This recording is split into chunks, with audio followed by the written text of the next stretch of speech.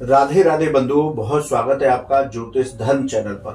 बंधुओं, आज हम बात करेंगे सिंह राशि और लग्न वालों के लिए अक्टूबर माह किस तरह के परिणाम लेके आएगा, किस तरह के फल उनको प्राप्त होंगे। इस वीडियो में साथ ही हम आपको बताएंगे कि कौन सी आपकी तारीखें शुभ रहेंगी, कौन सी अशुभ, जिनमें आपको कोई विशेष काम करने से बचना है। साथ ही बताएंगे विशेष उपाय जिसको करके आप अक्टूबर माह को उत्तम फलदायी बना सकते हैं। बंधुओं, अक्टूबर माह में सिंह राशि और लग्न वालों के लिए इस तरह की कुंडली यानी कि ग्रहों का गोचर दिखाई देगा। बंधुओं, यदि सिंह राशि और लग्न वालों के लिए हम ग्रह चेंज की बात करें तो 1 अक्टूबर से बुध कन्या राशि में संचरण करेंगे द्वितीय भाव में। यहाँ सूर्य बुध का बुधादित्य योग बनेगा। 2 अक्टूबर से शुक्र आपके प्रथम भाव आपकी राशि सिंह राशि में गोचर करेंगे। 3 अक्टूबर से मंगल पराक्रम भाव यानी तृतीय भाव तुला राशि में गोचर करेंगे। मंगल और केतु से अंगारक योग का निर्माण होगा, लेकिन इससे घबराने की जरूरत नहीं है क्योंकि केतु के प्रभाव अब कम हो चले हैं। वहीं 18 अक्टूबर को सूर्य देव अपना राशि परिवर्तन करके पराक्रम भाव तुला राशि में आ जाएंगे और 19 अक्टूबर को बुध भी तुला राशि में संचरण करेंगे। 30 अक्टूबर से राहु और केतु इन दोनों का राशि परिवर्तन होगा। राहु यहां से अष्टम भाव मीन राशि में चले जाएंगे और केतु द्वितीय भाव कन्या राशि में प्रवेश करेंगे। आपकी कुंडली में सप्तम भाव में सस योग का निर्माण हो रहा है। पंच महापुरुष योगों में से एक विशेष योग है। यदि दृष्टि संबंध की बात की जाए तो शनि और शुक्र मित्र हैं। शनि का सीधा दृष्टि संबंध आपके प्रथम भाव से है। दोनों मित्र ग्रह हैं। शनिदेव 4 नवंबर तक वक्रीगत अवस्था में है, यानी कि पूर्ण बलाबल के साथ अपना फल दे रहे हैं। तो इस तरह से आपके ग्रहों का गोचर अक्टूबर माह में रहने वाला होगा। आइए बंधुओं, अब प्रत्येक भाव से आपके राशिफल की चर्चा करते हैं। सबसे पहले शुरू करते हैं प्रथम भाव से।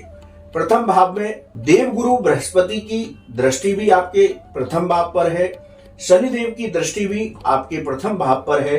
तो आपके आत्मविश्वास में इस महीने वृद्धि होगी। आपका व्यक्तित्व प्रभावशाली रहेगा। नौकरी हो व्यापार, दोनों जगह पर आपके व्यक्तित्व की सराहना होगी। नौकरी में स्थान परिवर्तन के योग बनेंगे जो आपके लिए लाभकारी होंगे। नौकरी में आपकी पदोन्नति भी हो सकती है। व्यापार में भी लाभ के अवसर प्राप्त होंगे। तो यदि सिंह राशि के जातकों के लिए यदि बात की जाए अक्टूबर माह में, तो प्रथम भाव के द्वारा आपको ये महीना बेहद प्रभावशाली रहेगा, बेहद लाभकारी रहने वाला होगा। बंधुओं, अब बात करते हैं द्वितीय भाव की। द्वितीय भाव आपका धन का भाव है, वाणी का भाव है, परिवार का भाव है। यहाँ कन्या राशि में सूर्य बुध का बुधादित्य योग बना हुआ है। इसलिए यदि सबसे पहले चर्चा करें तो आप अपनी मधुर वाणी से अपने सारे काम बना लेंगे। आप इस महीने परिजनों को भी साथ लेकर के चलेंगे जिसका लाभ आपको प्राप्त होगा। परिवार में सामंजस्य बनाकर रखें। आपकी आर्थिक स्थिति में इस महीने बेहद सुधार रहने वाला है। बैंकिंग से जो लोग जुड़े हुए हैं उनको भी लाभ के अवसर प्राप्त होंगे।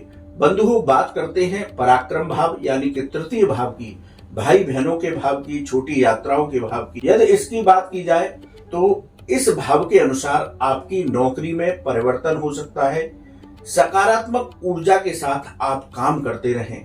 आपका प्रभावशाली व्यक्तित्व और पराक्रम दोनों आपको इस महीने विशेष फल देंगे। उसी तरह से मेडिकल, IT या सेना से जुड़े लोग हैं, उनको इस महीने पदोन्नति प्राप्त हो सकती है।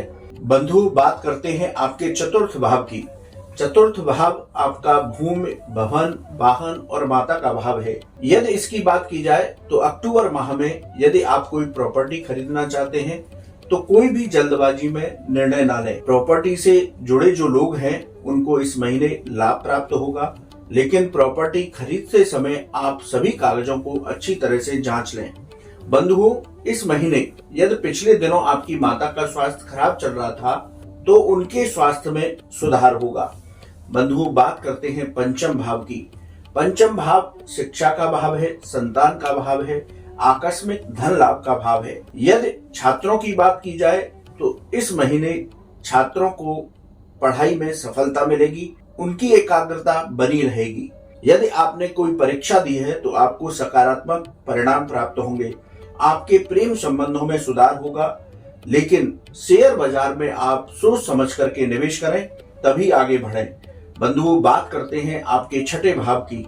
रोग, ऋण और शत्रुओं का भाव है छठा भाव। इस महीने पिछले दिनों आपके लोन लेने में कोई परेशानी आ रही थी, वो सभी बाधाएं दूर हो जाएंगी। आपका लोन इस महीने क्लियर हो सकता है।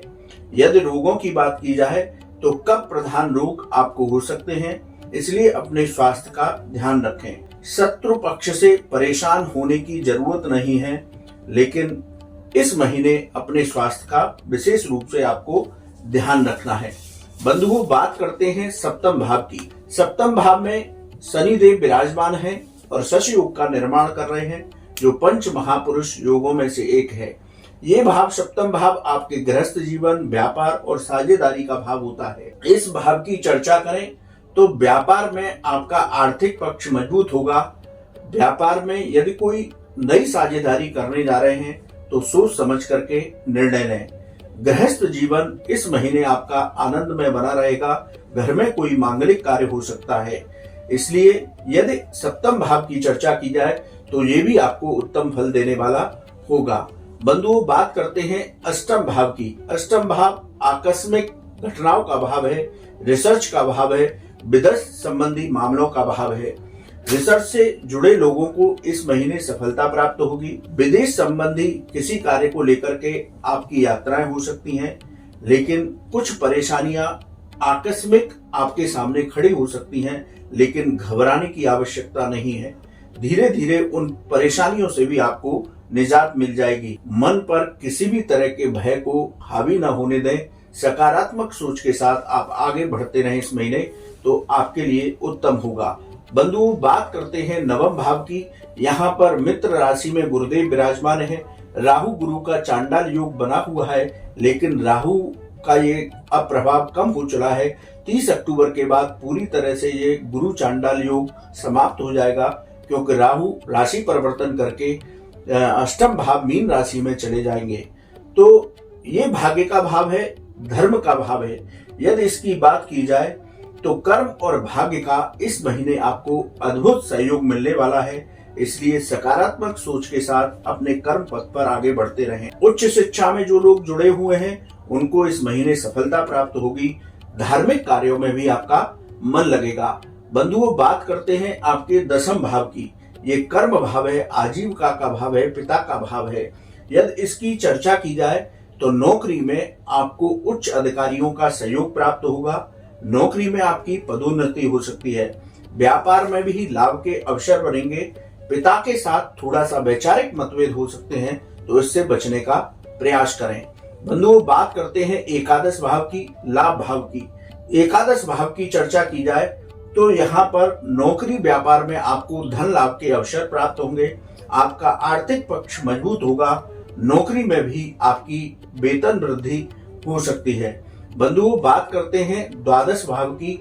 ये व्यय भाव है, कानूनी संबंधों का भाव है, विदेश से जुड़े मामलों का भाव है। 10, 11, 12 अक्टूबर को आपके खर्चे अधिक हो सकते हैं, इसलिए व्यर्थ के खर्चों पर आप नियंत्रण रखें।